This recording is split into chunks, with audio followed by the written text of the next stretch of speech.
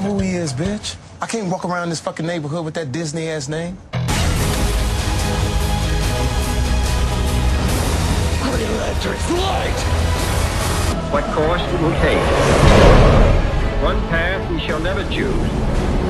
That is the path of surrender. Listen to me very carefully, my friend.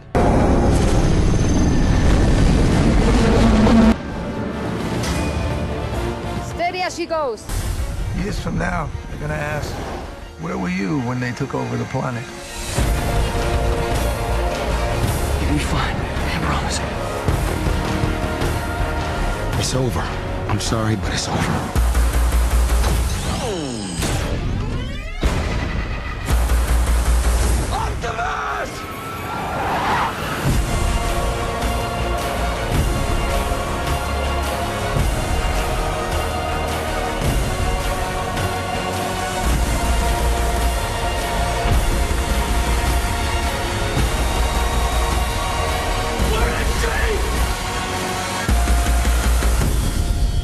You may lose your faith in us, but never in yourselves. From here, the fight will be your own.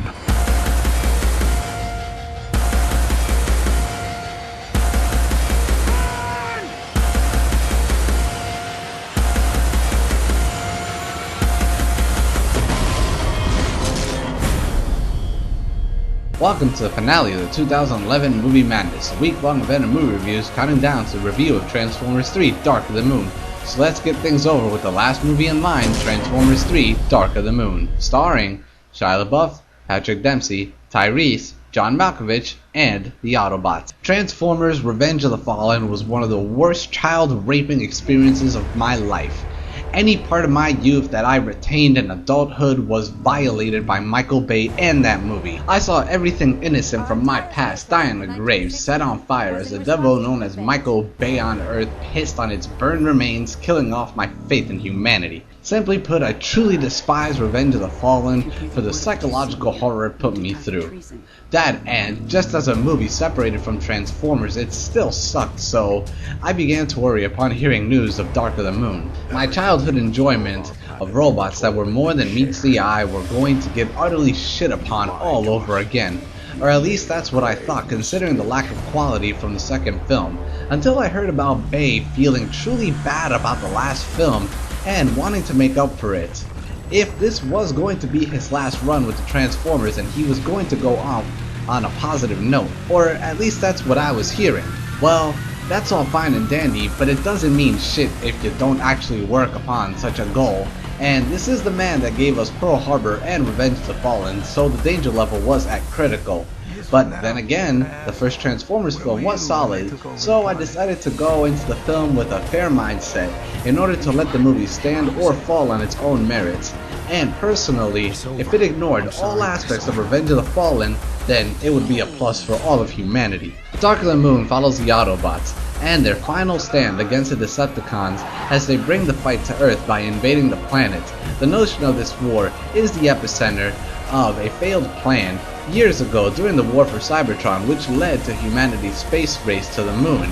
Years later, the Autobots find out of these past events on the moon and must now attend to Megatron's latest attacks. It's a pretty simple and straightforward story, actually.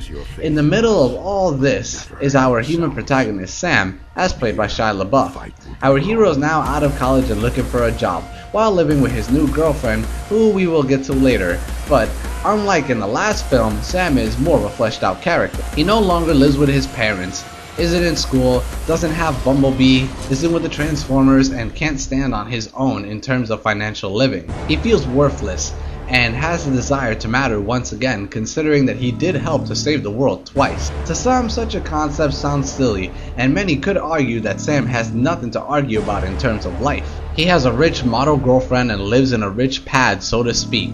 But let's remember that not all people are built the same, and just because such a concept sounds perfect to many doesn't mean that it is to all. Money doesn't buy happiness, and rich businessmen have been known to turn to sexual deviance after they reach a certain point where money can no longer buy joy or thrills. This notion is real and was slightly explored in the Hostel films, So to say the least, for Sam to not be pleased with his seemingly perfect situation only makes him more human and understandable, and for some, even relatable. This time around, Sam is joined by his new girlfriend Carly, as played by Rosie Huntington-Whiteley, who was shockingly not terrible in this film. Anywho, the god-awful horror that is Megan Fox is thrown now for the new love interest, who is actually part of the Transformers lore, as Carly is a character from season 2 of the original TV show. That right there is a big plus for the movie, as it's a clear indication that there's an effort to give a shit about the source material, as opposed to the last sin that calls itself a film. Plus, Megan Fox just had to go. Her acting is an abomination, and it is beyond painful watching her try to act. Well, at least that's what I think she was trying to do, but I'm not fully sure. All I know is that it wasn't a pleasing experience. Oh, and no, just because she's considered as attractive doesn't make her a good actress or good in the film, or fun to watch. I'm not stupid or a 13-year-old to be entertained by such nonsense, but I'm getting off track here. Carly is a support in Sam's life, acting as the other half, trying to apply positivity and helpful nature into his life.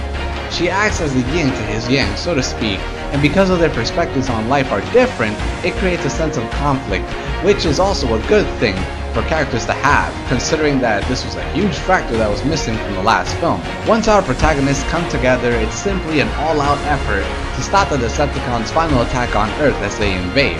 The film itself tends to get off to an interesting start, showing the whole space race and how it's centered on the Transformers.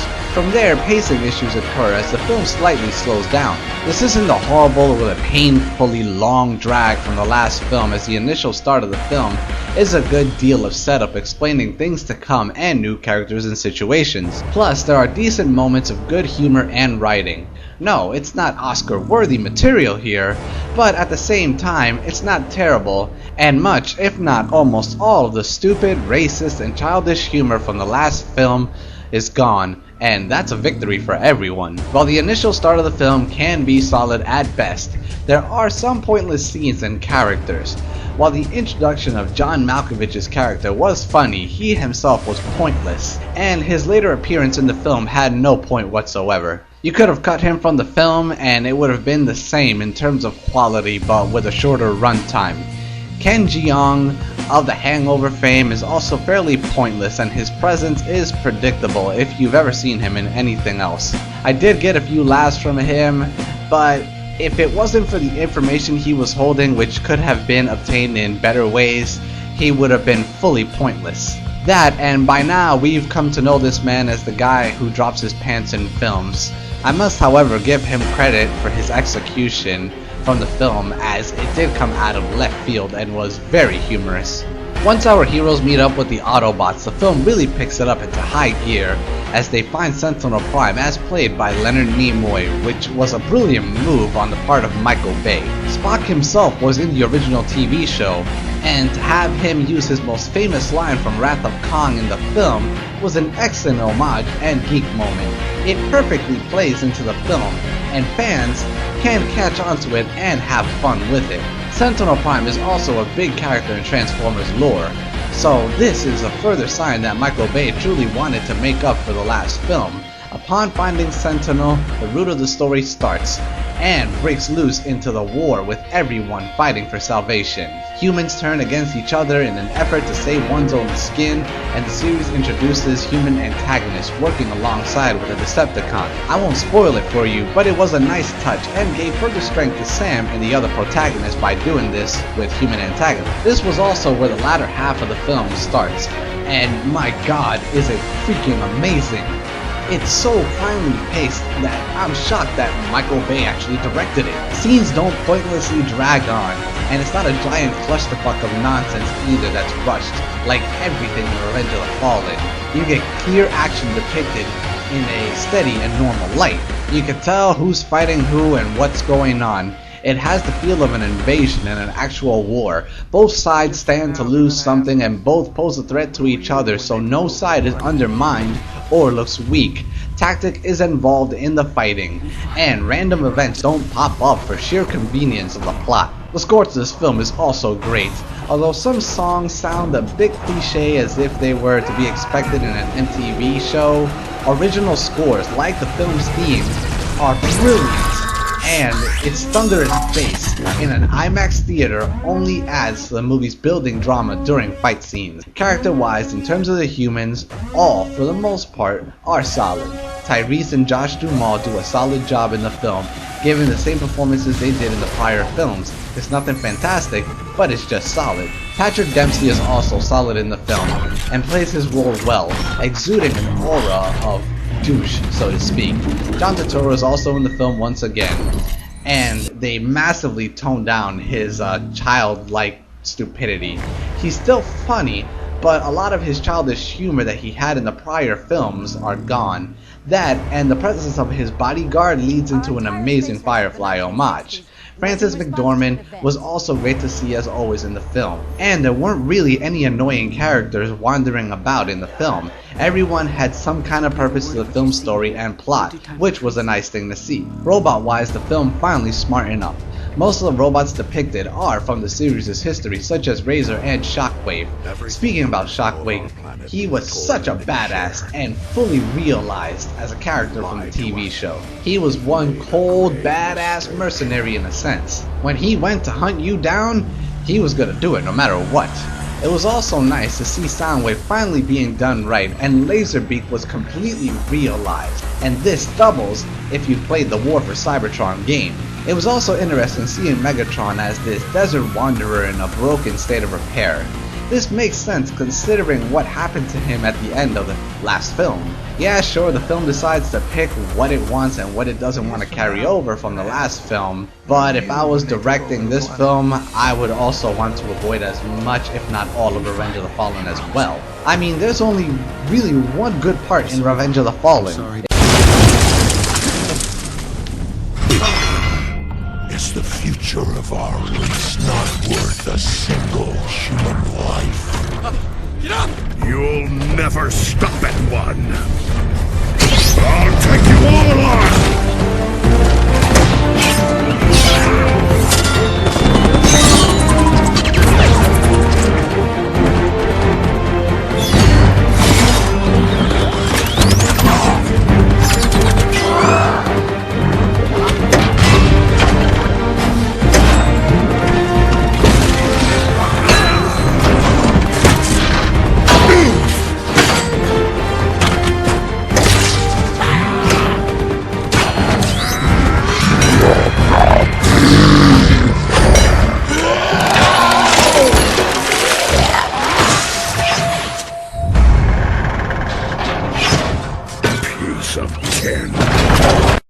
If you've seen that, then there is no reason to see the rest of that film. The rest of the key players are all here and get their respectable amount of screen time, such as Optimus Prime and Bumblebee, and it was an excellent move on Bay's part to get rid of and or ignore Mudflap and Skids. I would have liked it if they were in the movie just to get killed, but pretending that they were never real or removing them is just as good, I suppose. CGI as always is amazing since it has always been the strongest aspect of this franchise, and the action scenes are well paced and shot in a manner in which the human eyes can keep up and know what's going on, which is something that's rarely happened in this series. Shockingly, the film's use of 3D is actually fairly impressive, since it was shot in 3D as opposed to post-conversion.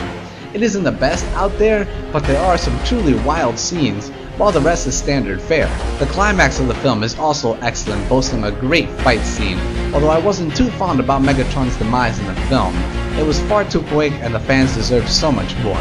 It was also interesting to see how much of an interactive film this was. I saw this opening day, and the crowd was cheering, rooting, and laughing alongside with the film. Every moment of badassery got a huge cheer from the crowd. It was a truly fun experience. The film isn't without its issues. Like I said before, the start of the film is a bit slow, and you do have a few pointless characters and scenes, even though they are few and far between. It is a cheesy action film, and at this point Michael Bay has become a caricature of himself in these films. but it's nothing that would really ruin the experience with the film. It's quite evident with this film that Bay actually gave a shit and wanted to be forgiven, or at least make up for the abysmal torture experience that was Revenge of the Fallen.